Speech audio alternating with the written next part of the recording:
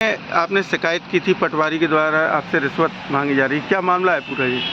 इनकी स्वामित्व की ज़मीन थी ग्राम दामा में, जिसको लेकर हमारे परिवार के ही एक सदस्य हैं प्रमोद यादव, जिन्होंने गलत तरीके से एक आवेदन बनवा के और गलत तथ्यों के आधार पर एसडीएम साहब को एक आवेदन दिया, जिसमें उन्होंने दर्शाया कि हमने उनको कब्जा कर रखा है, जबकि हमारी पैतृक संपत्ति निजी भूमि है जो कई वर्षों से, जो हमें याद भी नहीं है, पिताजी के समय आज भी कब्जा है।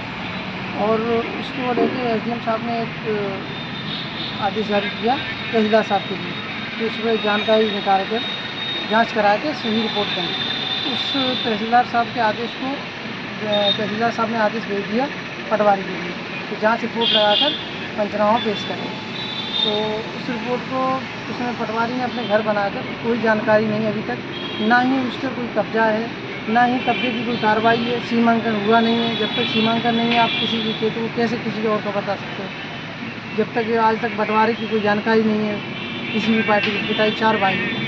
उसके अलावा जब वो जानकारी नहीं मिली और तहसीलदार साहब ने एक चिट्ठी जारी की पुलिस को थाने के लिए कि आप जाकर कार्रवाई कर और 7 दिन के दिवस में 7 दिवस के अंदर कब्जा दिलाने का कार्य करें। तो वो पुलिस जब हमारे घर पहुंची 10 तारीख को, इसी 10 तारीख को 4 दिन पहले, जब 10 तारीख पुलिस पहुंची तो हमें जानकारी प्राप्त हुई कि हमारे ऐसे ऐसे कब्जे की कार्रवाई का आवेदन दिया हुआ है, जिसमें आदेश हुआ है।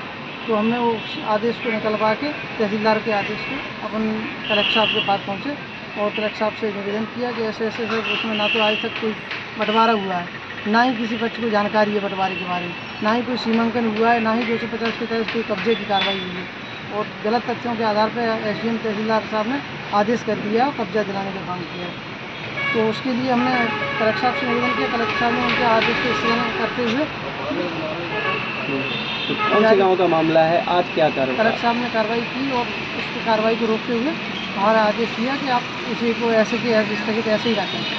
तो उसमें मैंने वो आदेश को लेकर कलेक्टर साहब के आदेश को लेकर पटवारी के पास गया, पटवारी से बात हुई, उनके साथ ऐसे कलेक्टर साहब का आदेश है उसको आपको मान्य करना है। बोला नहीं, हमारे पास तहसीलदार साहब का आदेश है कब्जा के लिए, हम तो कब्जा दिलवाएंगे। हमने कलेक्टर साहब ने आदेश को रोकते हुए स्थगन करते हुए ये कहा है कि ऐसा जैसा है वैसा के वैसे ही रखा जाए, सीमांकन के लिए आदेश करवाया जाए। तो पटवारी मान्य नहीं कर रहा था, तो उससे बात हुई मेरी, मैंने कहा कैसे मान्य तो करना पड़ेगा, कलेक्टर साहब का आदेश है।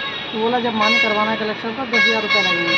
तो हमारी बात हुई, फिर लोका टीम से शिकायत कर मैंने उसको 10,000 रुपये की रिश्वत दी। क्या नाम है, कौन से हल्के के पटवारी? सर्वेश यादव, पटवारी का नाम है आदित्य सिंह कुशवाहा, रवा हल्के में पटवारी।